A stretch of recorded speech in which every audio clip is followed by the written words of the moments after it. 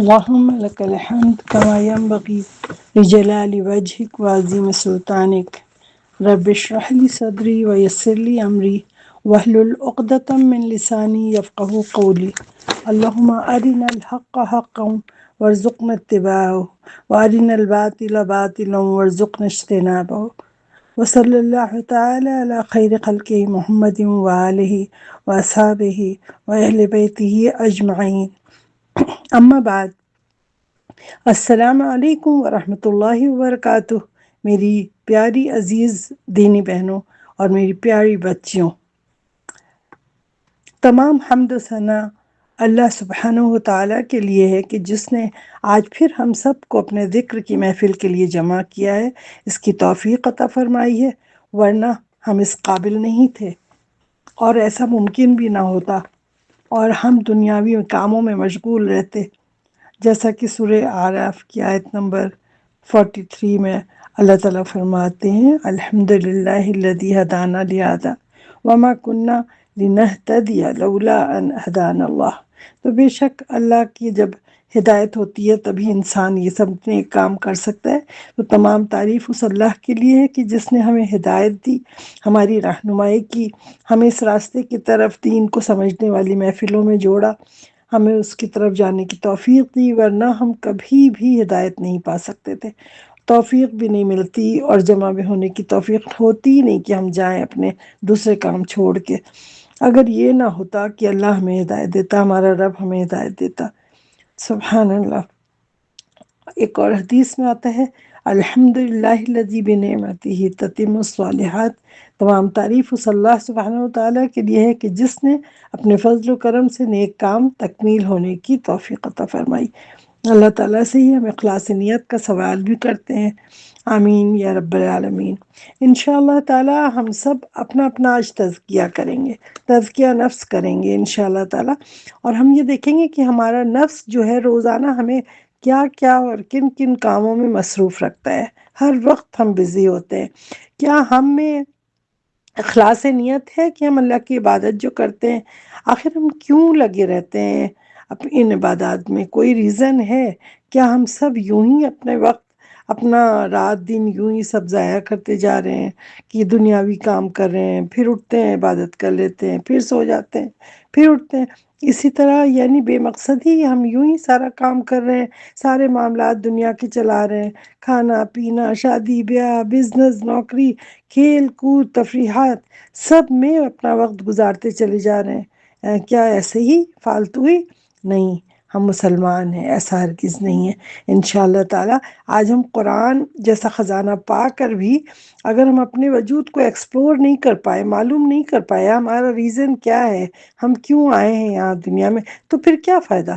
چلیے بہنوں، آج ایسا کرتے ہیں کہ ہم سب پہلے قرآن کی چند آیات پر غور کریں، اپنے اندر اخلاص تو پیدا کریں، اس کی تو کوشش کریں کہ اپنا تزکیہ نفس خود تو کر سکیں نا، اور اپنے عقیدے کو خالص ہم اللہ کے لیے اس کو کر لیں، پیور بالکل نیت کو، اور اپنے رب سے، اپنے خالق، اپنے مالک سے، اللہ سبحانہ و تعالیٰ سے اس کی مدد بھی مانگیں، اور اسی اللہ سے ہی ہم اس کی توفیق اور دعا دونوں کرتے ہیں اور سوال بھی کرتے ہیں کہ اللہم اہدنا فیمن ہدیت وعافنا فیمن عافیت وتولنا فیمن تولیت وبارک لنا فیما اعطیت وقنا شر ما قضیت.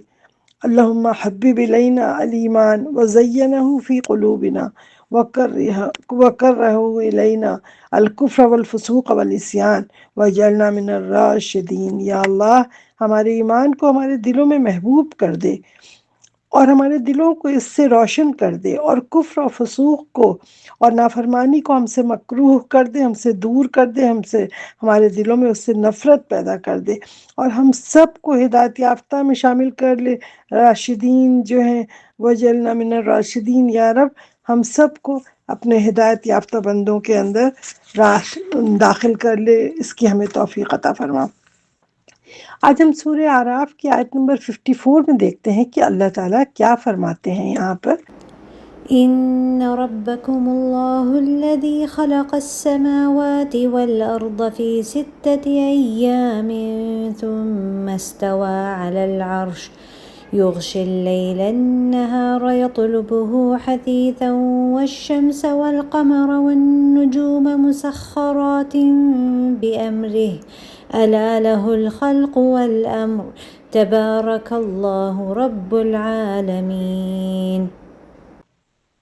بے شک آپ کا رب اللہ ہے جس نے آسمانوں اور زمین کو پیدا کیا ہے 6 دنوں میں، اور پھر وہ عرش پر بلند ہوا، رات کو دن پر ڈھانپ دیتا ہے، جو تیز چلتا ہوا اس کے پیچھے آتا ہے اور اس کے پیچھے چلاتا ہے، اور سورج چاند ستارے اسی کے حکم سے پیدا ہوئے ہیں اور چلتے رہتے ہیں۔ سن لو، پیدا کرنا اور حکم دینا اسی کا کام ہے، اسی اللہ ہی کا کام ہے۔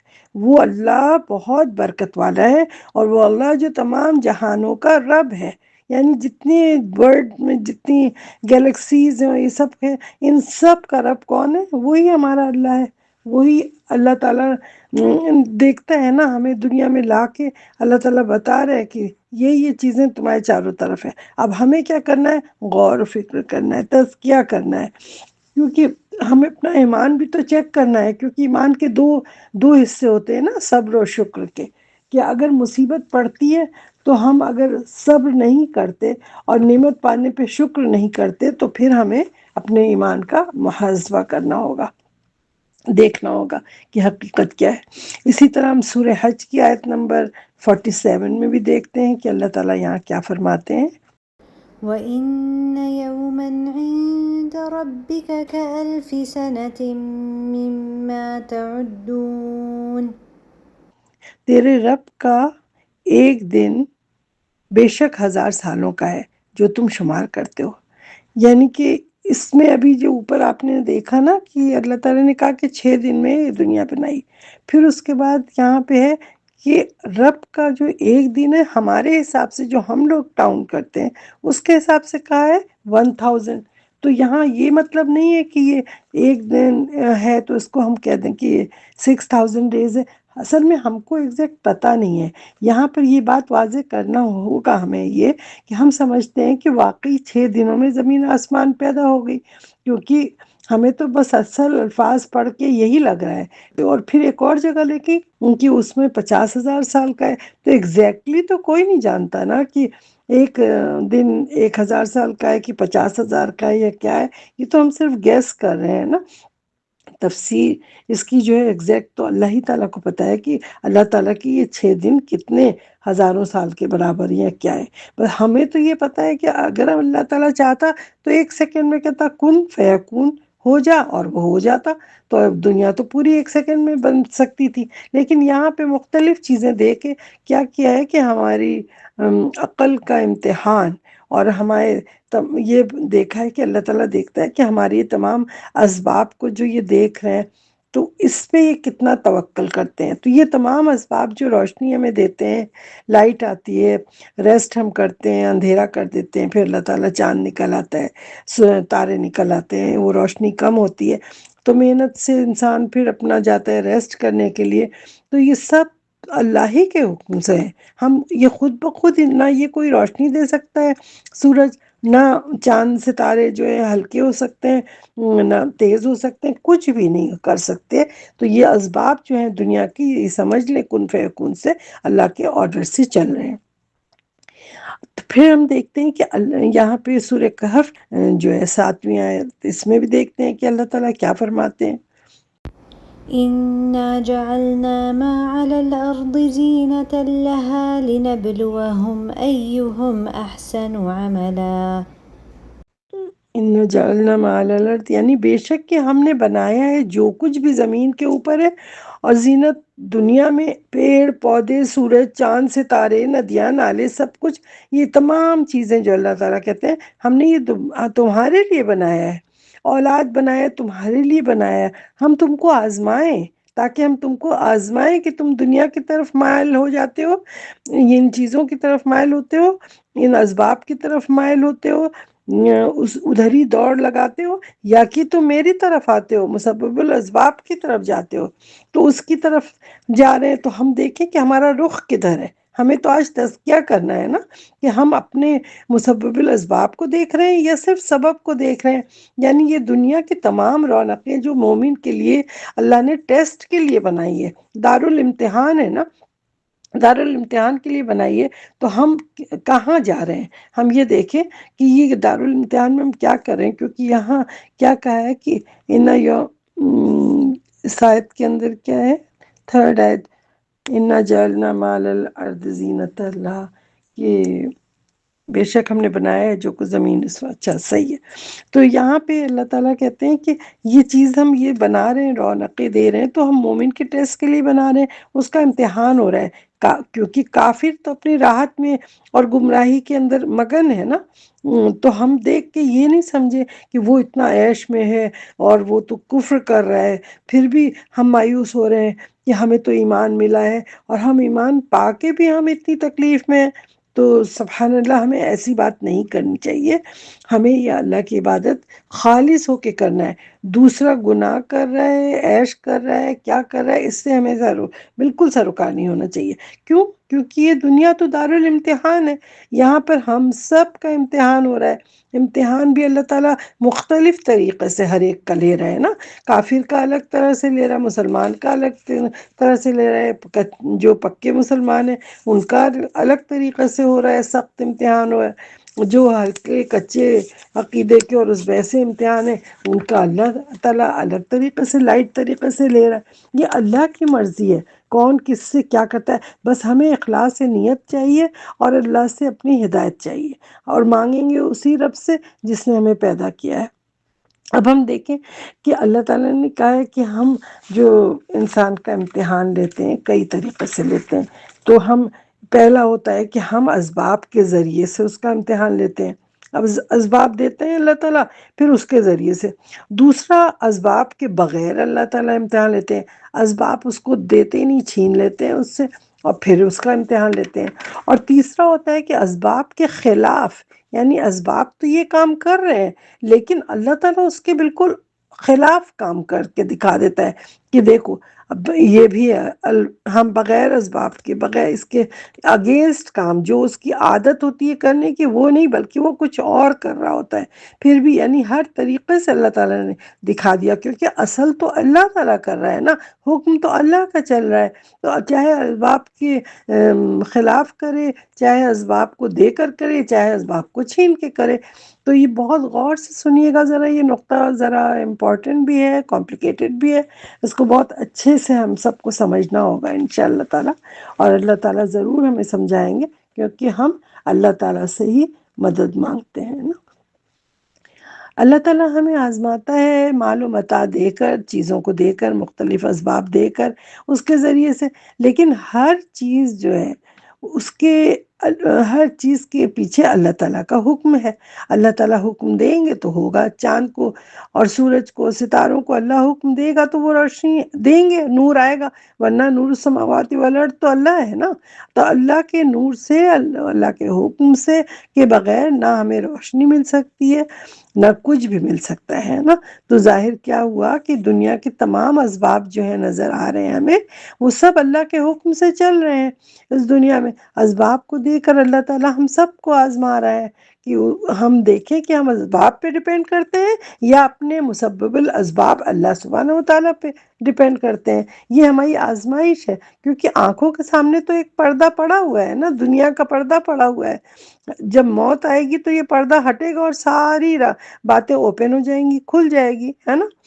تو ابھی تو انسان کے آنکھ پہ پردہ ہے، جیسے سورہ حدید کی آیت نمبر 22 میں کیا ہے، وَكَشَفْنَا عَنْكَ غِطَاءَكَ فَبَصَرُكَ يَوْمَ الْحَدِيدِ، ہے نا۔ اس سے پہلے وہ کیا، لَقَدْ كُنْتَ فِي غَفْلَةٍ مِّنْ هَذَا، تم تو بالکل غفلت میں یہاں پڑے ہوئے ہو، اور جس دن تمہاری آنکھ کے سامنے سے کشفنا عَنْكَ غِطَاءَكَ، جیسے ہی پردہ تمہارے پاس ہوگا، فَبَصَرُكَ يَوْمَ الْحَدِيدِ، یعنی بالکل لوہے کی طرح، بالکل واضح کلیئر بات تمہیں سب نظر آ جائے گی۔ موت آئی اور سب کچھ نظر آ گیا، انسان مرا اور حقیقت دنیا کی کھل جائے گی۔ اور دنیا کے اندر ساری چیزیں زیادہ تر پیدا مٹی سے ہوئی ہیں نا، لیکن ایک حدید ایسا ہے کہ اس کے لیے اللہ تعالیٰ نے کہا فَأَنزَلْنَا الْحَدِيدَ، یعنی ہم نے حدید کو ڈائریکٹ آسمان سے گرایا ہے، نیچے نازل کیا ہے۔ تو یہاں دیکھیں یہاں کتنا کلیئر کا ہے، اسی لیے اللہ تعالیٰ کہہ رہے ہیں بالکل حدید کی طرح کلیئر کٹ تم لوگوں کو سب کچھ نظر آ جائے گا وہاں پہ۔ اب یہاں پہ دیکھیں 99% لوگ دنیا کی تمام چیزوں پر ڈیپینڈ کرنے لگ جاتے ہیں، جبکہ یہ چیزیں ہمیں کوئی بھی فائدہ نہیں دے سکتی ہیں، معلوم ہے ہمیں اللہ کا حکم نہیں ہوگا تو کچھ نہیں ہوگا۔ مثلاً کہ ہم سب کے پاس آنکھ ہے، کان ہے، زبان ہے، ہاتھ ہے، پاؤں ہے، جسم ہے، سارے سسٹمز ہیں باڈی کے، کیا یہ خود چل سکتے ہیں؟ نہیں چل سکتے ہیں نا۔ ہم یہی سمجھتے ہیں کہ ہمارے پاس آنکھ ہے تو ہم دیکھ رہے ہیں، نہیں دیکھ سکتے، نہ ہماری آنکھیں دیکھ سکتی ہیں، نہ ہمارے کان سن سکتے ہیں، نہ ہماری زبان بول سکتی ہے، نہ ہمارے باڈی کے سسٹمز چل سکتے ہیں۔ یہ ساری چیزیں، ہاتھ پاؤں نہیں چل سکتے، دماغ نہیں چل سکتا، کچھ بھی تو نہیں چل سکتا، یعنی کہ سارے کے سارے اسباب تو موجود ہیں ہمارے پاس، لیکن بغیر حکم الہی کے کوئی بھی اسباب سے ہم فائدہ نہیں اٹھا سکتے، سب بیکار، سب ناکارہ، سب بالکل یوز لیس ہے۔ اور ان اسباب کو دینے کے بعد اللہ ہماری آزمائش کر رہا ہے، کسی کو اندھا بنا دیا، کسی کو گونگا بنا دیا، کسی کو بہرا بنا دیا، کسی کو، اور کسی کو سب کچھ دے دیا، سب کچھ ہے نا۔ تو اب ہماری تو آزمائش ہو ہی رہی ہے نا، ہم دنیا میں آئے ہیں تو یہ ساری آزمائش اللہ تعالیٰ کی طرف سے۔ اب ہمیں دیکھنا ہے کہ آیا کہ ہم توکل کس پہ کرتے ہیں، مسبب الاسباب اللہ سبحانہ و تعالیٰ پہ، یا ان اسباب کو جو ٹیمپریری ہمیں نظر آ رہے ہیں۔ دوسرا چیز یہاں پہ یہاں کیا ہوا کہ اسباب دے کے اب اللہ تعالیٰ ہمیں آزما رہا ہے نا۔ اب دوسری طرح کیا چیز ہے کہ اسباب چھین کے، اسباب کے بغیر اللہ تعالیٰ ہمیں آزماتا ہے۔ وہ کیسے آزماتا ہے وہ بھی ہم دیکھیں گے اب انشاءاللہ تعالیٰ۔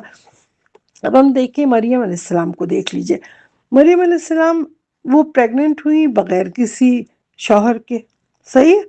ان کے پاس بغیر کسی موسم کے طرح طرح کے پھل آئے، تو وہ چیزیں دیکھ کے کیا ہوتا، ہر آدمی تو نہیں یقین کرے گا کہ اسباب ہے نہیں تو یہ عورت پریگننٹ ہوئی کیسے۔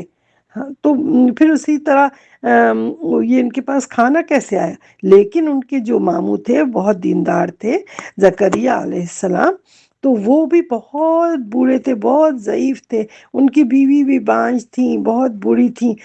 تو وہ جب ان کی والدہ حنا سے جب یہ پیدا ہوئی ہیں یہ مریم علیہ السلام، تو انہوں نے بھی اپنی بیٹی کے لیے دعا کیا تھا کہ اللہ تعالیٰ اس کو قبول کر لے، تو اللہ تعالیٰ نے ان کو یہ بیٹی دیا۔ تو وہ کہتے تھے یہ تو بیٹی ہے، اور اللہ تعالیٰ میرے پاس تو بیٹا نہیں ہے، تو انہوں نے کہا بیٹی ہے لیکن ہم نے اس کو سلیکٹ کیا ہے۔ یعنی دیکھیں سورہ مریم نازل ہوئی ہے ایک عورت کے نام پہ، قرآن میں یہ سورہ نازل ہوئی ہے نا، ان کا نام کیا تھا؟ مریم علیہ السلام۔ تو مریم علیہ السلام جب بڑی ہوتی ہیں تو ینگ ہی ہوتی ہیں اور پریگننٹ ہو جاتی ہیں۔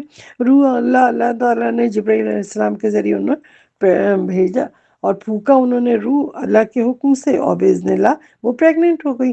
اور عیسیٰ علیہ السلام ان سے پریگننسی ان کی ہوئی، تو وہ زکریا جو ان کے خالو تھے، جو مریم علیہ السلام کی جو والدہ تھی حنا، ان کی بہن تھی نا، ان کی وائف، تو ان کے خالو بھی بوڑھے تھے، اور انہوں نے کہا کہ ہم اس بچی کو اپنے پاس رکھیں گے جب تک حامل ہے، جب تک ان کی ڈیلیوری ہوگی۔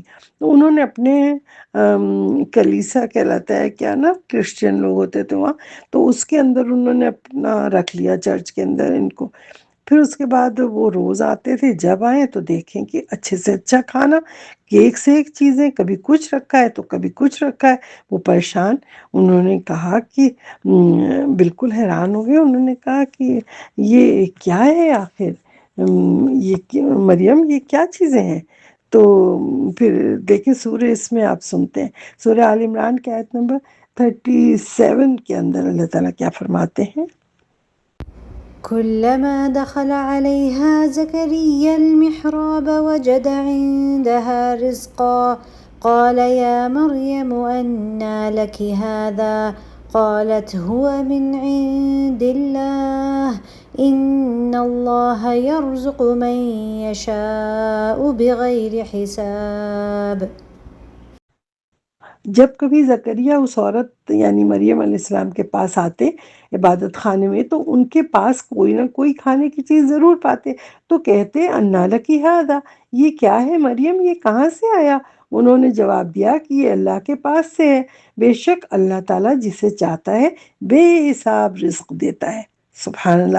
جب انہوں نے دیکھا کہ اللہ تعالیٰ اس طرح سے ان کو رزق دے رہا ہے اور یہ آرام سے بیٹھی یہاں پہ کھا رہی، تو انہیں بالکل شک نہیں ہوا، انہیں اللہ پہ پکا یقین ہو گیا، اور انہوں نے فوراً ہی ہاتھ اٹھا کے دعا کی، اللہ تعالیٰ سے کہا کہ جب مریم علیہ السلام کو دیکھا کہ یہ بغیر اسباب کے پریگننٹ بھی ہو گئیں، بغیر کسی اس کے غذا بھی ان کے پاس آ رہی ہے، پیٹ بھی نہیں کچھ نہیں، تو انہوں نے کہا پھر مجھے اللہ تعالیٰ اولاد کیوں نہیں دے سکتا؟ تو انہوں نے فوراً وہیں کھڑے ہو کے محراب کے اندر اللہ سے دعا کی، یا اللہ تو مجھے اس بڑھاپے میں ایک اولاد دے دے، نیک صالح اولاد دے دے۔ تو انہوں نے جب دیکھا کہ مریم کہہ رہی ہیں کہ یرزق من یشاء بغیر حساب، اللہ جسے چاہتا ہے بے حساب دیتا ہے، تو ہمیں بھی بے حساب اللہ تعالیٰ اولاد دے سکتا ہے۔ تو پھر انہوں نے بہت یقین کے ساتھ اپنے رب سے دعا مانگی کہ سبب ہو یا نہ ہو، لیکن اللہ مجھے دے گا، ضرور دے گا۔ اللہ تعالیٰ نے ان کی دعا کو قبول کر لیا فوراً، ان کے یقین کو دیکھ کے، ان کے ایمان کو دیکھ کے اللہ تعالیٰ نے اس دعا کو قبول کر لیا۔ تو پھر انہوں نے کیا کہا کہ وہ پریگننٹ، وہ بیٹا دیں گے، تو پھر انہوں نے سوچا کہ کیسے اللہ تعالیٰ کیسے کہہ رہے ہیں، ہماری تو بیوی بانجھ ہے، وہ تو اتنی بوڑھی ہے۔ تو اللہ تعالیٰ نے کہا کہ نہیں، اسی طرح ہوگا۔ اور پھر اس کے بعد وہ اتنے بوڑھے تھے اور وہ پریگننٹ ہو گئی ان کی جو وائف ہے، اور ان کے بعد 6 ماہ کے بعد یہ پہلے عیسیٰ علیہ السلام پیدا ہوئے، اس کے 6 مہینے بعد یہ یحییٰ علیہ السلام پیدا ہوئے۔ یحییٰ علیہ السلام کا نام بھی جہاں تک مجھے یاد پڑتا ہے کہ کوئی نہیں تھا اس سے پہلے، اللہ تعالیٰ کی طرف سے نام بھی رکھا گیا تھا، کچھ ایسا تھا۔ تو یہاں پہ دیکھیں سورہ آل عمران کی آیت نمبر 38 میں اس کا ذکر آتا ہے کہ زکریا علیہ السلام نے کیسے اللہ تعالیٰ سے دعا کی تھی۔ هنالك دعا زكريا ربه قال رب هب لي من لدنك ذرية طيبة إنك سميع الدعاء۔ وہیں پہ زکریا علیہ السلام نے رب سے دعا کی، کہا کہ اے میرے رب، مجھے اپنے پاس سے ایک پاکیزہ اولاد عطا فرما دے۔ بے شک یقین اور توکل کے ساتھ انہوں نے دعا کی، آپ ہی دعا کو بہت سننے والے ہیں۔ اس طرح کیا ہوا، ان کی بانجھ بیوی کے گھر یحییٰ علیہ السلام پیدا ہو گئے، اور ان کی جو چونکہ وہ بہن تھی ان کی مریم علیہ السلام کی والدہ حنا کی، تو اس لیے ان کا بیٹا ان کا عیسیٰ علیہ السلام کا کیا ہوا، 6 مہینے بعد پیدا ہوا، اور خالزاد بھائی تھا وہ دونوں ایک ہی وقت میں تھے موجود، یعنی بغیر کسی اسباب کے، بغیر پیڑ پودوں کے، بغیر مارکیٹ کے، ان کے پاس اچھی سے اچھی غذا بند کمرے کے اندر آتی تھی۔ یہ سب اللہ پہ یقین کرنے کی وجہ سے، اللہ تعالیٰ کے حکم سے بغیر محنت کے، بغیر اسباب کے، بغیر ذریعے کے ہر چیز آ سکتی ہے۔ اس چیز پہ یقین رکھیں، ہمیشہ اللہ پہ توکل کریں گے تو اللہ تعالیٰ بغیر اسباب کے بھی ہمارا ہر کام حل کر دے گا۔ یعنی انسان کا امتحان اسباب سے بھی یہاں ہوا، دیکھ لیا آپ نے، اور بغیر اسباب کے بھی ہوا کس طرح، اور اس میں کیسے انسان پاس بھی ہوا۔ پھر اب دیکھیں اسباب کے اگینسٹ تیسری چیز ہم نے بتائی کیا، کہ علماء کہتے ہیں کہ یہ اسباب کے بغیر، اسباب کے خلاف، یعنی ابراہیم علیہ السلام کی آگ کا واقعہ دیکھیں۔ اسباب کیا ہے، پتہ تو ہے نا کہ ہر آگ جلاتی ہے دنیا میں، آگ کا حکم اللہ کی طرف سے ہے کہ وہ آگ ہے تو وہ جلے گی، اور وہ کسی چیز کو بھی جلا دے گی۔ تو اس کا ذکر اس کے اندر آتا ہے سورہ انبیاء کی آیت نمبر 69 میں۔ دیکھیں اللہ تعالیٰ کیا فرماتے ہیں، قلنا يا نار كوني بردا وسلاما على إبراهيم۔ قلنا یا نار، یعنی کہ ہم نے کہا اے آگ تو ابراہیم پر سراسر ٹھنڈی ہو جا، سلامتی بن کے، سلامتی کے ساتھ یعنی ٹھنڈی ہو جائے۔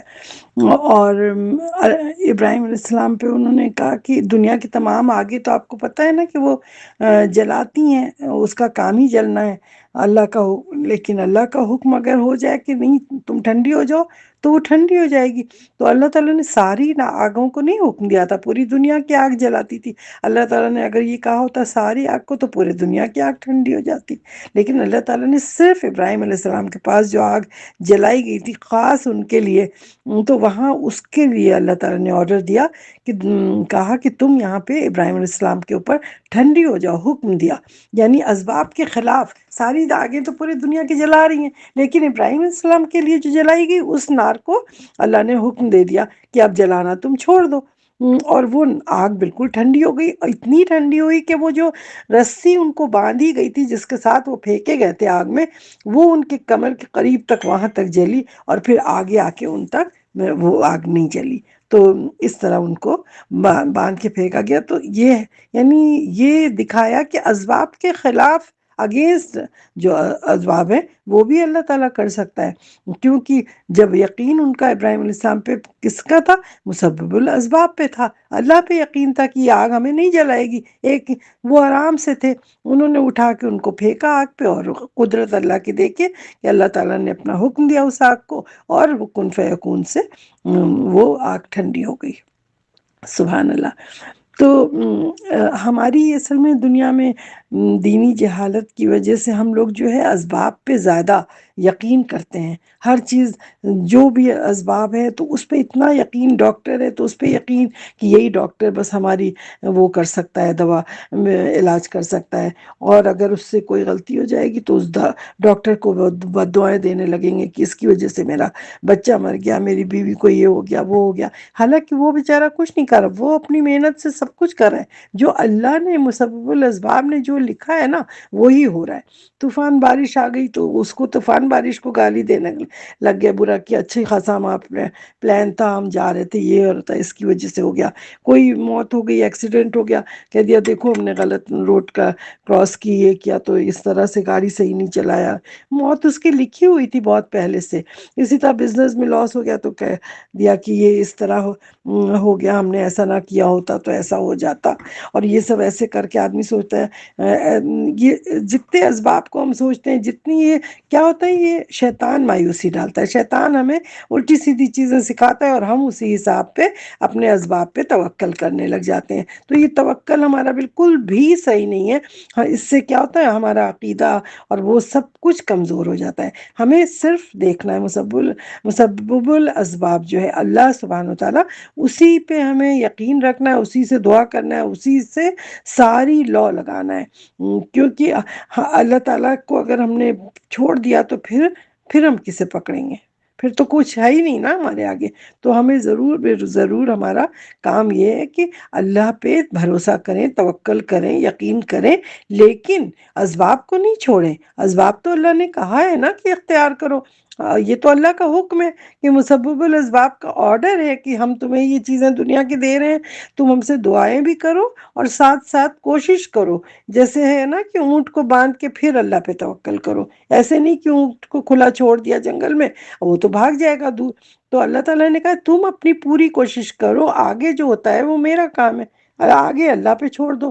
ہمیں اپنا اختیار تو کرنا ہے اسباب، کیونکہ اللہ ہی کا یہ حکم ہے اور ہمیں اللہ کا حکم ماننا ہے، تو اللہ تعالیٰ کے حکم پہ ہی ہمیں ڈیپینڈ کرنا ہے۔ کچھ لوگ کہتے ہیں کہ دیکھو میں شادی نہیں کروں گا، شادی کرتے ہی یہ مصیبت آتی ہے، وہ مصیبت آتی ہے، تو یہ مشکلات ہو جائیں گی تو ہم کو شادی نہیں کرنی ہے۔ تو یہ کیا ہوا کہ ہم نے سمجھ لیا خود سے کہ اسباب جو ہیں دنیا کے یہی ہم کو نقصان پہنچائیں گے، ہم شادی کریں گے تو یہی شادی جو ہے ہمیں نقصان پہنچائے گی۔ تو ہم نے کیا کیا کہ ایک سنت ہی کو چھوڑ دیا، اور سنت ہے، یہ تو اللہ کا حکم ہے نا کہ شادی کرو، اور تو ہم نے یہ سنت کو کیوں چھوڑا؟ کیونکہ ہمیں یقین نہیں ہے مسبب الاسباب پہ کہ وہ ہمارے لیے اچھائی کر سکتا ہے۔ کیا پتا کہ آپ نے شادی کی اور آپ بہت عیش میں آ گئے، آپ کو جتنی تکلیفیں تھیں، جتنی مشکلات تھیں، وہ سب ہٹ گئیں۔ کسی کو مشکل آ جاتی ہے، مل جاتی ہے شادی کے بعد، کسی کی مشکلیں ہٹ جاتی ہیں، لیکن یہ تو اللہ کی مرضی ہے، وہ تو اللہ امتحان کے لیے دنیا میں آئے۔ تو ہم سب دنیا میں آئے، کسی کو امتحان دے کے اللہ تعالیٰ کرتا ہے نعمتیں، ان کی دیکھیں وہ شکر ادا کرتا ہے، اور کسی سے چھینتا ہے اللہ تعالیٰ نعمتیں اور دیکھتا ہے یہ صبر کرتا ہے یا نہیں۔ تو یہ دونوں طرح سے ہمارا امتحان ہو رہا ہے دنیا میں۔ تو ہم سب کو کوشش کرنی ہوگی کہ ہم اپنے ارادے میں پکے ہو جائیں، ہمارا پختہ ارادہ ہو جائے اور اللہ پہ یقین ہو جائے، اور ہم ہر خیر و شر کو سمجھیں کہ اللہ سبحانہ و تعالیٰ کے حکم سے آیا ہے، اور اسی حساب سے ہمیں اس پہ توکل کرنا ہے۔ اگر ہم کھانا کھاتے ہیں، پانی پیتے ہیں اور یہ سمجھتے ہیں کہ یہ اشیاء کھا پی کے یہی ہمیں طاقت دے دے گی، ہماری بھوک پیاس مٹا دے گی، تو یہ ہمارا سمجھنا غلط ہے۔ کتنے لوگ ہیں دنیا میں، کھاتے جائیں گے، پیٹ ٹھوستے جائیں گے، بھرتے جائیں گے، ان کا پیٹ ہی نہیں بھرتا۔ کتنے لوگ ہیں پیتے رہیں گے، سب کریں گے، ان کی پیاس نہیں بجھ رہی ہے۔ اور کتنے لوگ ہیں کہ ذرا سا چند گھونٹ پانی پی لیں گے، جیسے وہ تھا نا کہ ایک چلو پانی پیا تھا، ان کی بھوک پیاس مٹ گئی۔ تو اللہ کا جب حکم ہوگا تو ذرا سی چیز سے آپ کا پورا کام ہو جاتا ہے، ذرا سی بھوک کے لیے 2 نوالے سے آپ کا پیٹ بھر جائے گا۔ جیسے کھجوروں سے وہ لوگ پیٹ بھر لیتے تھے، ہم لوگ طرح طرح کے 50 چیزیں، پورا ہوٹل بھرا ہوتا ہے، اتنی ویرائٹی، اتنی اسراف کرتے ہیں۔ حالانکہ اللہ تعالیٰ کا کیا حکم ہے کہ اسراف نہیں کرو نا۔ اللہ تعالیٰ نے سورہ اعراف کی آیت نمبر دیکھیں 31 میں اللہ تعالیٰ کیا فرماتے ہیں؟ وَكُلُوا وَاشْرَبُوا وَلَا تُسْرِفُوا إِنَّهُ لَا يُحِبُّ الْمُسْرِفِينَ۔ کھاؤ اور پیو لیکن اسراف مت کرو، بے شک اللہ تعالیٰ اسراف کرنے والوں کو پسند نہیں کرتا۔ اعتدال کے ساتھ کھاؤ اور پیو، جو اللہ تعالیٰ نے حلال کیا ہے وہ کھاؤ، جو حرام کیا ہے اس سے بچو۔ حلال کو اپنے اوپر حرام مت کرو، اور قوت حاصل کرو تاکہ تم عبادت کر سکو۔ یہاں پر حکم دیا ہے اللہ تعالیٰ نے کھاؤ اور پیو، منع کیا ہے کہ اسراف نہیں کرو۔ آج کل آپ دیکھیں کھاتے پیتے ہیں تو اس کم ہے لوگ ڈائٹنگ پہ لگے ہوتے ہیں کہ اور اس سے طاقت بھی ان کی کم ہوتی ہے، لیکن کریں گے، لیکن سجاوٹ اور دکھاوے کے لیے ضائع کرنے کو ہزاروں ڈش بنا کے اتنی زیادہ، یعنی اللہ کے تمام حکم عدولی کر رہے ہیں نا، حکم کے خلاف۔ تو ہم سب کو اگر اللہ تعالیٰ پر پورا بھروسہ اور یقین اور توکل ہوگا، تب جا کر ہم سب کو سکون اور چین ہم اسی وقت رہ سکیں گے۔ تو اس لیے ہم سب کو یہی چاہیے نا کہ ہم اللہ تعالیٰ پہ پکا یقین رکھ لیں، اب پکا یقین کرنا۔ آئیے اب ہم سورہ شورا کی آیت نمبر بھی دیکھ لیتے ہیں، 79 80 میں اللہ تعالیٰ کیا فرماتے ہیں سورہ شورا میں؟ وَالَّذِي هُوَ يُطْعِمُنِي وَيَسْقِينِ وَإِذَا مَرِضْتُ فَهُوَ يَشْفِينِ۔ والذی، یعنی وہی اللہ ہے جو مجھے کھلاتا ہے اور پلاتا ہے، اور جب میں بیمار ہوتا ہوں تو وہی اللہ ہے جو مجھے شفا بھی دیتا ہے۔ ہم کو یہاں دیکھنا یہ کہ یہاں پہ کتنا یقین ہے، کتنا پکا تھا ابراہیم علیہ السلام کا۔ یہاں ہم کو اپنے دلوں کو چیک کرنا ہوگا کہ کیا واقعی ہم 100% اپنے رب پہ توکل کرتے ہیں کہ وہی اللہ ہمیں کھلا رہا ہے یا پلا رہا ہے، یا ہم بیمار ہوں گے تو وہی اللہ ہمیں شفا دے گا۔ ہم تو ڈاکٹروں پہ ڈیپینڈ کرتے ہیں کہ یہی ڈاکٹر، فلاں ڈاکٹر ہمیں شفا دے گا۔ اس کی دکان پہ جائیں گے، دوسری کلینک پہ، وہ نہیں، اس سے شفا نہیں ہوتی، ہمیں فلاں سے ہوتی ہے۔ تو اتنا ہمارا یقین ان ڈاکٹروں پہ ہوتا ہے، اللہ پہ ہم بھول جاتے ہیں نا۔ ہمارا ایمان اتنا پکا نہیں ہے کہ ہم جاتے ہیں تو ہمیں ایمان کو پکا کرنا ہے۔ ہم سمجھ لیں ہم جس بھی ڈاکٹر کے پاس جائیں گے شفا تو اللہ ہی دے گا، دوا بھی وہ جو لکھے گا، لیکن اللہ ہی تعالیٰ چاہے گا تو اس سے ہماری شفا ہو جائے گی۔ توکل کریں، بسم اللہ کریں، استخارہ کریں، اور جائیں کسی بھی ڈاکٹر کو دکھائیں، انشاءاللہ تعالیٰ آپ کو شفا مل جائے گی اللہ کی طرف سے۔ تو جیسے آپ دیکھیں نا، ہمارا تو اتنا بھی یقین نہیں ہے نا۔ ایک بچے کو دیکھ لیجئے، وہ ہم سے کتنا بے عقل مند ہوتا ہے، اس کا توکل کتنا پکا ہوتا ہے کہ وہ تو اپنے ماں باپ پہ ایسا توکل کرتا ہے کہ ماں باپ اشارہ کرتے ہیں جمپ جمپ، کود جاؤ کود جاؤ ہمارے گود میں، اور وہ ہاتھ پھیلاتے ہیں تو بچہ بغیر سوچے آنکھ بند کر کے بس کود گیا۔ اس نے سوچا کہ یہ میرا باپ ہے، یہ میری ماں، یہ کیوں ہمیں تکلیف دے گا، وہ تو لے گا، ہمیں گرائے گا تھوڑی، چوٹ تھوڑی لگائے گا۔ تو بچہ جمپ مارتا ہے، 1 دفعہ نہیں، 2 دفعہ نہیں، 10 دفعہ آپ اس سے کہتے جائیں، وہ تو دھڑا دھڑ مارتا ہے، کود جاتا ہے۔ کیوں؟ کیونکہ اس کو اپنے والدین پہ یقین ہے۔ لیکن ہم کو اپنے اللہ تعالیٰ پہ نہیں یقین ہے۔ ہم کو اگر یقین ہو جو کہ اللہ جو ہے ماں سے 70 گنا زیادہ ہمیں پیار کرتا ہے، تو اللہ ہمیں کیسے رسوا کرے گا، کیسے برباد کرے گا، کیسے ہماری تجارت، شادی بیاہ، کوئی بھی چیز ہمارے لیے نقصان دہ کیسے ہو سکتی ہے؟ ہماری معاش، ہماری بیماری، ہمارے کوئی بھی چیز ہمیں نقصان نہیں کر سکتی۔ کیوں؟ کیونکہ اللہ ہم سے 70 ماؤں سے زیادہ پیار کرتا ہے۔ وہ کیوں ہمیں گرنے دے گا؟ وہ تو اللہ جو کروا رہا ہے دنیا میں، یہ آزمائش ہے، دنیا دارالامتحان میں بھیجا ہے، تو اللہ تعالیٰ ہمیں پاس کروا رہا ہے، کبھی ہم سے چھین کے، کبھی ہمیں دے کے، ہر طرح سے وہ ہمارا خیال رکھتا ہے، کبھی ہمیں شفا دیتا ہے۔ دیتا ہے کبھی بیمار ڈالتا ہے۔ جب خالی پیٹ ایک چڑیا بھی اڑ کے جاتی ہے صبح، دن بھر میں رزق اپنا پیٹ بھر کے آتی ہے، پھر اپنے گھونسلے میں سوتی ہے روزانہ، تو وہ اللہ ہمیں کیسے چھوڑ دے گا جو کہ 24 گھنٹہ اس کا فون آن رہتا ہے، اس کا سوئچ تو کبھی آف ہی نہیں ہوتا، نہ وہ سوتا ہے نہ اسے اونگ آتی ہے۔ وہ تو ہمارے شہرک سے قریب ہے، جگلر وین جو ہے اس سے قریب ہے۔ ہم جب پکارتے ہیں اپنے رب کو، کہتے ہیں کہ یا ربی، اے میرے اللہ، ہم اسے پکارتے ہیں تو اللہ ہمیں کیا جواب دیتا ہے؟ یا عبدی، یعنی اللہ اپنے بندے کو اتنا چاہتا ہے کہ رات و دن، صبح شام، آپ کسی 24 گھنٹے کسی لمحے بھی پکاریں تو ایسا نہیں ہوتا کہ اللہ غافل ہو، اللہ تعالیٰ فوراً سنتا ہے۔ اور یہ تو شیطان ہمیں مایوس کرتا ہے کہ اللہ نہیں سن رہا ہے تمہاری، تم اللہ ہی تعالیٰ، وہ ہمارا عدو مبین ہے نا، کھلا دشمن ہے۔ وہ ہمیشہ انسان کو جب مایوسی ہوتی ہے تو سمجھ لیں کہ آپ کو یہ شیطان مایوس کر رہا ہے۔ اگر آپ نے اللہ پہ توکل کیا تو آپ کو کبھی شیطان مایوس کر ہی نہیں سکتا، اس کی یہ پاور ہی نہیں ہے، کیونکہ ہم اعوذ باللہ پڑھتے ہیں تو وہ ہم سے دور بھاگ جاتا ہے۔ شیطان تو ہمارے قریب آتا ہی نہیں ہے، آ نہیں سکتا، بلکہ اس لیے کیونکہ ہم نے اعوذ باللہ پڑھ لیا۔ اللہ کی پناہ میں ہم جب آ جاتے ہیں تو شیطان مردود کو اللہ تعالیٰ اپنے حکم سے 1 سیکنڈ میں دور بھگا دیتا ہے ہم سے۔ تو ہمیں چاہیے کہ ہم ہر دن، ہر وقت، ہر رات، جب اللہ تعالیٰ روز آسمان دنیا پہ نزول فرماتا ہے تو یقین توکل کر کے اپنے رب کے آگے ہاتھ پھیلائیں، اپنی بے چینی اللہ کو ظاہر کریں، دنیا والوں کو نہیں، اللہ سے مانگیں، وہ اللہ ہمیں دے گا اور ضرور دے گا۔ تو ہم نے اپنے رب کو، مختلف چیزوں کو ہم نے اپنا رب بنا لیا ہے نا دنیا میں۔ کسی نے اپنے اسٹیٹس کو بنا لیا اپنا رب، کسی نے دنیاوی دولت کو بنا لیا ہے، کسی نے اپنے فیملی والے ممبرز جو ہیں ان کو اپنا رب بنا لیا ہے، کسی نے اپنی خواہشات کو اپنا رب بنا لیا ہے۔ دنیا میں جتنی بھی اسباب ہیں نا، ان سارے اسباب کو ہم نے جب بنا لیا ہے اپنا رب، تو پھر ہمیں کہاں سے سکون مل سکتا ہے؟ تو ہمارے امتحان کے لیے اسباب بھیجے ہیں نا اللہ تعالیٰ نے، تو ہم اسباب پہ کیوں بلیو کرتے ہیں؟ ہم اللہ تعالیٰ سے تو ہم نے قسم کھائی تھی جب اللہ نے پوچھا الست بربکم، میں کیا تمہارا رب نہیں ہوں؟ میں تمہیں دینے والا نہیں ہوں ہر چیز؟ تو ہم نے کیا جواب دیا تھا؟ قالوا بلا، ہم نے تو سب اللہ سے کہہ دیا تھا یس، بے شک اللہ تعالیٰ آپ ہی تو ہیں، آپ کو تو ہم بالکل 100% مانتے ہیں کہ آپ ہی نے ہمیں پیدا کیا ہے، آپ ہی، ہماری روحوں نے تو اقرار کر لیا تھا اللہ کے سامنے، تو پھر ہم اسباب پہ کیوں یقین کرنے لگ گئے؟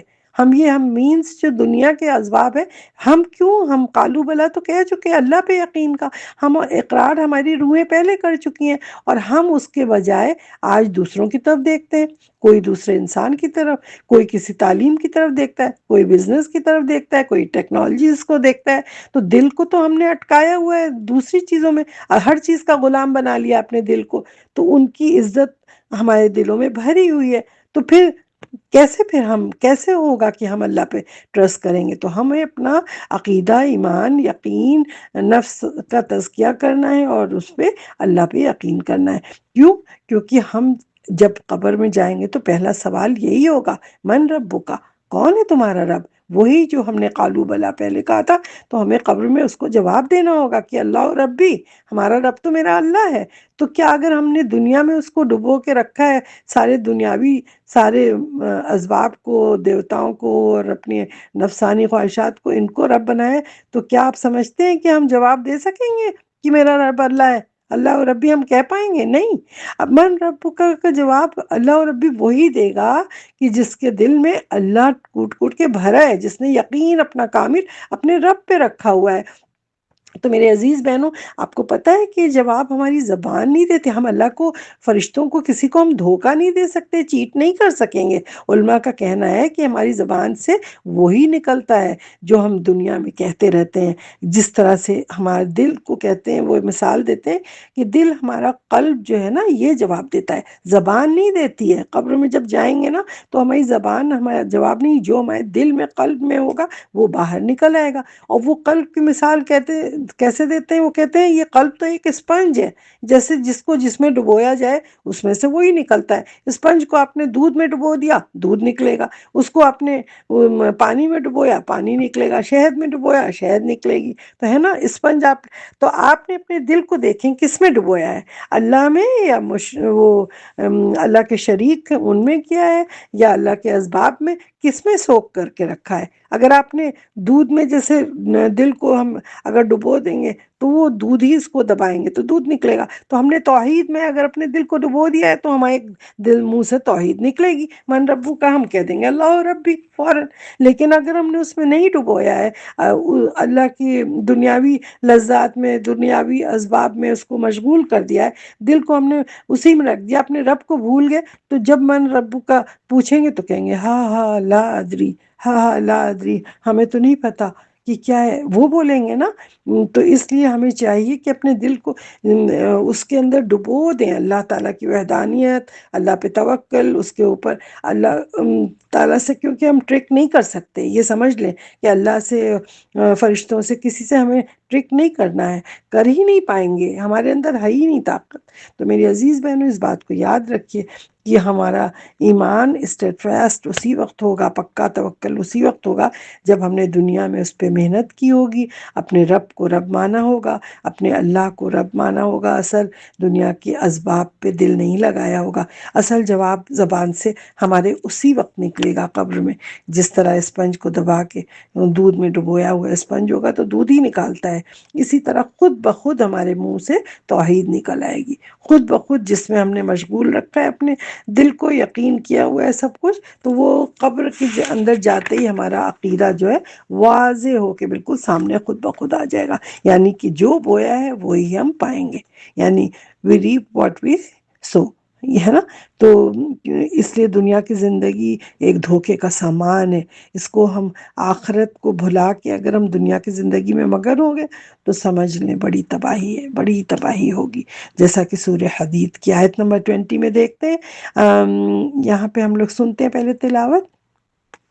اعلموا انما الحياة الدنيا لعب ولهو وزينة وتفاخر بينكم وتكاثر في الأموال والأولاد كمثل غيث أعجب الكفار نباته ثم يهيج فتراه مصفرا ثم يكون حطاما وفي الآخرة عذاب شديد ومغفرة من الله ورضوان وما الحياة الدنيا إلا متاع الغرور.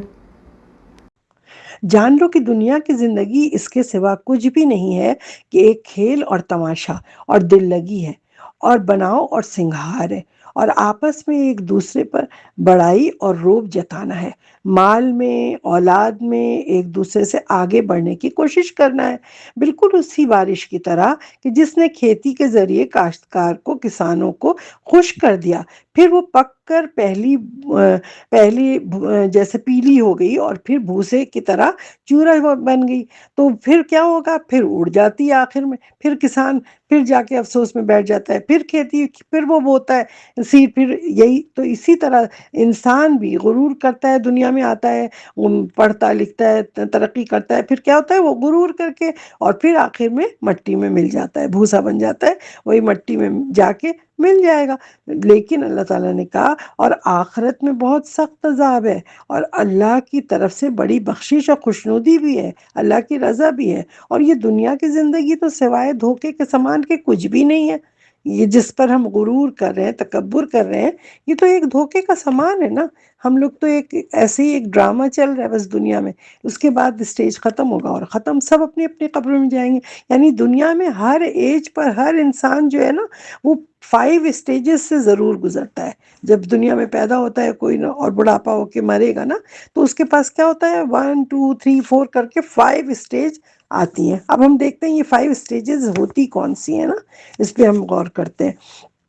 سب سے پہلے جب انسان دنیا میں پیدا ہوتا ہے، یہ اسی آیت کو میں ڈسکرائب کر رہی ہوں، یہ جو آیت نمبر 20 ہے سورہ حدید کی آیت ہے، اعلموا انما الحیات الدنیا لعب و لہو.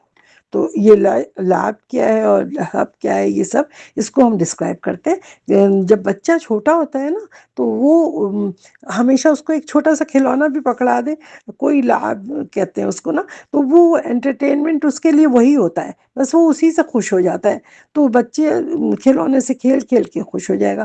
جب اس سے تھوڑا بڑا ہوگا تو پھر وہ کہنے کا نہیں میں بور ہو رہا ہوں، بور. اب اسے گیمز دے دیے جائیں گے، وہ گیمز بیٹھ کے کھیلے گا اور اس سے خوش ہو جاتا جاتا ہے، پھر اس کا دل بھر گیا، اب وہ اور یعنی لو اور لعب کے اندر وہ بچہ اب اس کا بچپن نکل گیا ہے نا، فرسٹ اسٹیج۔ اب اس کے بعد سیکنڈ اسٹیج اس کی آتی ہے، سیکنڈ اسٹیج آئے گی تو وہ ہائی اسکول تک پہنچے گا، آگے بڑھا ہوا۔ اب وہ اس کو اپنے اپیئرنس کا بہت آبسیشن ہوتا ہے، وہ کہے گا کیا پہنوں، کیسا لگ رہا ہوں میں، میرا ہیئر اسٹائل کیسا ہے، آؤٹ فٹ کیسا ہے، جیولریز لڑکیاں دیکھیں گی، اپنے ڈریسز دیکھیں گی، وہ ان کو آبسیشن ہوتا ہے۔ پھر اس وقت لعب کے بعد کیا ہوتا ہے، ان کو زینت کی فکر ہوتی ہے کہ اب میں لگ کیسا رہوں، لوگ کیا کہیں گے، ہمیں لوگ دیکھ کے کیا کریں، وہ لوگوں کی فکر کرتا ہے، اپنے کو بڑا ہینڈسم بنانے کے لیے، بہت خوبصورت بیوٹیفائی کرنے کے لیے وہ طرح طرح سے، مرد ہو یا عورت، وہ اس ایج میں اپنے کو کرے گا، شیشے دیکھتا رہے گا، میرر میں اپنی شکل، ہیئر اسٹائل بنائے گا، یہ سب کرتا رہے گا۔ اس کے بعد پھر تھرڈ اسٹیج آ جاتی ہے، تھرڈ اسٹیج ہوتی ہے تو وہ کالج تک پہنچ جاتا ہے، تو وہ جو کچا پن ہوتا ہے نا بچپن کا، وہ نکل جاتا ہے۔ پھر اس کو اپنی فکر ہوتی ہے کہ اب ہمیں GPA بنانا ہے، اپنی انٹرنشپ دیکھنی ہے، اپنی کہاں میں پڑھوں، کیوں؟ کیونکہ وہ تفاخر بینہم، ایک دوسرے سے کیا ہوتا ہے، وہ اپنا ایک دوسرے سے اپنا یہ فخر دکھانا، غرور دکھانا، دیکھتے ہیں ہم اس سے آگے بڑھ جائیں، اس سے یا اچھی یونیورسٹی میں جائیں، بوسٹنگ کرنے لگ جاتا ہے۔ وہ کالج کا زمانہ، اس وقت اس کو یہ نہیں پتا ہوتا، وہ کلاس میں بھی پیجاماز پہن کے چلا جائے گا، اس کو نہیں فکر ہوتی کہ میں کیسا لگ رہا ہوں، کیا ہے، جو بھی پہنا ہے کوئی اسے فکر نہیں ہوگی، وہ جائے گا اپنی پڑھائی کرے گا، اور سیریس صرف اس کو مارکس لانے اچھے، تاکہ اس کی اچھی یونیورسٹی میں داخلہ ہو اور اچھی جگہ جائے، اچھے GPAs آئے، یہ سب دیکھے گا۔ پھر اس کے بعد تھرڈ اسٹیج کے بعد چوتھی اسٹیج آتی ہے۔ اب کیا ہوتا ہے کہ وہ اچھی یونیورسٹی سے پڑھا کے گریجویٹ ہو گیا، اب اس کی شادی ہو گئی، اس کے بچے ہو گئے، اب اس نے اپنے دوستوں کے درمیان کیا حال کرے گا، وہ مقابلہ کرتا ہے، وَتَكَاثُرٌ بِالْأَمْوَالِ وَالْأَوْلَادِ، خوب پیسہ کما رہا ہے، کہاں سے کما رہا ہے، اور اپنے کتنے بچے ہیں، اور بچے کہاں کہاں پڑھ رہے ہیں، کون سی گاڑی خریدی، کیا اسٹیٹس بنا لیا، کیا مکان بنا لیا، کون سی کار خرید لی، اور کس کس یونیورسٹی سے ہمارے بچے پڑھے ہوئے ہیں، وہ سب میں دکھانا، فخر کرنا، غرور کرنا، میرا بچہ باہر گیا، فلاں جگہ پڑھا، یہ وہ سارا کچھ، یہ گریجویٹ کہاں سے کیا ہے، کہاں پہ آپ نے مکان بنایا، کس ایریے میں آپ کا مکان ہے۔ تو یہ تفاخر و تکاثر بالاموال والاولاد، مال میں، اولاد میں ایک دوسرے سے مقابلہ کرنے لگ جائے گا۔ یہ 4 اسٹیجز اس طرح سے گزر گئی۔ اب اس کے بعد جب سارا یہ گزر کے جب بڑھاپا آنے لگے گا، تو پھر اس کی لاسٹ آخری اسٹیج آئی، کیونکہ اب تو وہ قبر میں جانے کے قریب آ رہا ہے نا، وہ سارا ٹائم غرور شان اس کا تو ہو گیا، تو اس کی مثال کمثل غیث اعجب الکفار نباتہ، وہ دکھایا کہ اس کی حالت تو وہی ہے کہ جیسے کفار ہوتے ہیں نا، کہ ان کو بہت زیادہ نظر آ گیا یہ سارا کچھ، بہت خوش ہو گئے، اس کے بعد جب وہ جیسے کھیتی کسان کی ہو جاتی ہے نا، لال پیلی اور پھر براؤن ہو گئی، بھوسا بن گئی، ڈسٹ ہو کے مل گئی، تو اسی طرح پھر وہ جا کے مٹی میں انسان بھی مل جاتا ہے۔ تمام یہ چیزیں سب فخر کر لیا، دنیا میں سب کچھ کر لیا، اس کے بعد کیا ہوا، یہ ٹیمپریری خوشی ہوئی اور اس کے بعد مل گیا۔ یہ ٹیمپریری خوشی اسی طرح سے ہوتی ہے کہ جس طرح ہم دنیا میں منوپلی کھیلتے ہیں نا، تو ہم بڑے ریچ ہو جاتے ہیں، 15-20 منٹ کے اندر آپ نے یہ خریدا، وہ بنا لی، وہ مارکیٹ لے لیا، تو یہ بلڈنگ لے لی، تو یہ ہائر کیا، وہ کیا، اور بڑھتے جا رہے ہیں، پیسہ خوش ہوتے جا رہے ہیں، اچھل کود مچائی ہوئی ہے، لگا ہے پتہ نہیں کتنے ریچ ہو گئے کیا کچھ، لیکن کیا آپ اس پیسے سے کوئی مارکیٹ میں نکلیں تو کچھ خرید پائیں گے؟ کچھ نہیں، اس کی کوئی ویلیو ہے؟ کوئی ویلیو نہیں ہے، بالکل ختم، زیرو۔ اس کا مطلب کہ یہ جھوٹی خوشیاں ہیں نا، یہ جھوٹی خوشیاں، اسی طرح دنیا میں ہم یہ جھوٹی خوشیاں کماتے رہتے ہیں یہ سارا کچھ، اور جیسے ہی مرتے ہیں وہ زیرو، ختم۔ وہاں پہ تو ہمارا صرف عقیدہ کام آئے گا، یہ پیسے کام آئیں گے، یہ بچے کام آئیں گے، کچھ بھی نہیں آئے گا۔ تو پھر اس کا مطلب کہ ہمیں اسباب کے اوپر توکل نہیں کرنا ہے، ہمیں اپنے مسبب الاسباب کے اوپر اللہ پہ توکل کرنا ہے، جو کہ ہمیں قبر میں بھی اچھے حال میں رکھے گا نا، کہ ہمیں پھر، کیونکہ وفی الآخرۃ عذاب شدید ومغفرۃ من اللہ ورضوان، کیونکہ اللہ تعالیٰ نے کہا اب تمہیں 2 میں سے ایک چیز چوز کرنا ہے، یا تو تم عذاب شدید قسم کا عذاب چکھ لو دنیا میں جو تم کرتے آئے ہو اس کے بدلے، یا پھر تم اللہ کی مغفرت، جو اللہ کی رضوان ہے، اللہ راضی جس چیز سے، اس میں سے ایک چیز چوز کرنی ہے۔ اور اگر ہمیں وہ ایک چیز چوز کرنی ہے اللہ کی رضوان اور مغفرت، تو ہمیں کیا کرنا ہوگا؟ پھر ہمیں دنیا میں اپنا خیال ابھی سے کرنا ہوگا نا، اپنے نفس کا تزکیہ کرنا ہوگا۔ اور کیونکہ پتہ ہے ہمیں وَمَا الْحَيَاةُ الدُّنْيَا إِلَّا مَتَاعُ الْغُرُورِ، کیونکہ متاع الغرور کی اللہ نے کہا ہے کہ دنیا کی تمام چیزیں جو ہے استعمال تم ضرور کرو، متاع ہے، مال و متاع ہے، اس کو استعمال کرو، لیکن اس کو اپنا خدا نہیں بنا لو۔ اس سے فن کرو، انجوائے کرو، وہ کرو جیسے مونوپلی میں کرتے رہتے ہو، سب کرو، لیکن یہ سمجھ لو کہ اس منی سے تم کچھ خرید نہیں سکو گے، کوئی پراپرٹی آخرت کی تمہیں نہیں ملنے والی، کہ جتنے بھی پوسٹ گریجویٹ کر لو، کچھ بھی کر لو، پڑھ لو، اسٹیٹس اپنا دنیا میں بنا لو، ہائیلی کوالیفائڈ ہو جاؤ اور سب کچھ کر لو، لیکن تم آخرت میں تو اس سے کچھ بھی نہیں کر پاؤ گے۔ تو اللہ تعالیٰ کو راضی کرنے کے لیے ہمیں وہ کام کرنا ہے جس سے ہمیں آخرت ملے، ہمیں دنیا میں نہیں کرنا ہے۔ ہمارا نفس مطمئن اسی طرح ہوگا۔